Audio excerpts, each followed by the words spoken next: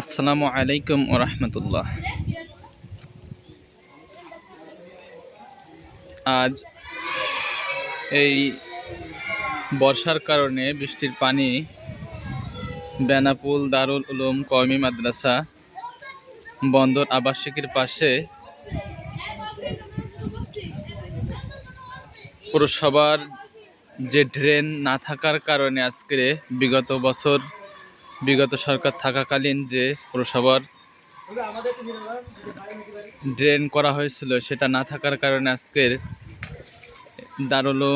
দারুল উলুম কওমি মাদ্রাসায় পানির পরিমাণ অনেক বেশি, ছাত্ররা অনেক কষ্টে আছে এবং সামনে প্রাইমারি স্কুল সহকারে এখানে অনেক মানুষরা বসবাস করে।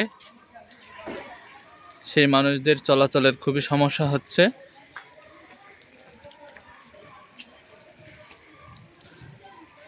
পিছনে মহিলা মাদ্রাসাও আছে, সে মহিলা মাদ্রাসার ভিতরেও অনেক পানি ঢুকে গেছে নিচতলায়।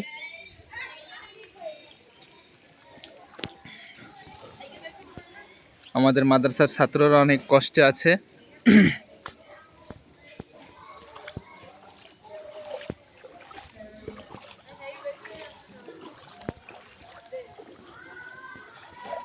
এখানে পাশাপাশি দুইটা প্রতিষ্ঠান আজকের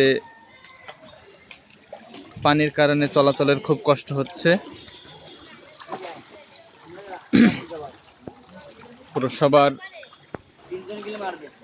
ড্রেন না থাকার কারণে আজকের পাশাপাশি দুইটা প্রতিষ্ঠান সহকারে পাশাপাশি অনেক মানুষজন বসবাস করে, তাদের চলাচলের খুবই কষ্ট হচ্ছে। অনেকের বাড়ির ঘরের ভিতরে পানি উঠে গেছে, অনেকের জিনিসপত্র রাখতে খুবই কষ্ট হচ্ছে। এই যে দেখেন, প্রাইমারি স্কুলের ভিতরে পানি আছে প্রচণ্ড পরিমাণে, রাস্তাঘাট দিয়ে চলাচল করা খুব কষ্ট হচ্ছে।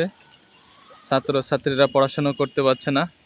বন্দর আবাসিকের পাশেই পর্যটন, তার পাশে বেনাপোল দারুল উলুম কওমি মাদ্রাসার ভিতরে পানি ঢুকে গেছে অলরেডি।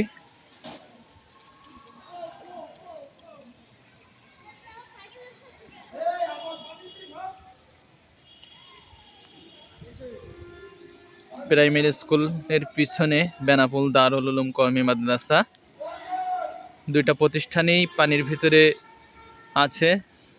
ছাত্রছাত্রীরা পড়াশুনোর করতে পারছে না, চলাচল করতে পারছে না।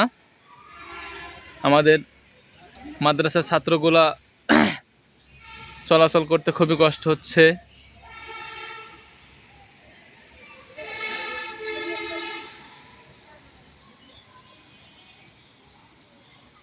এটা বিশেষভাবে আবেদন করার জন্য অনুরোধ রইল যে বেনাপোল পৌরসভার যে দায়িত্ববান ব্যক্তিরা আছেন তারা যেন এটা সমাধান করার চেষ্টা করে।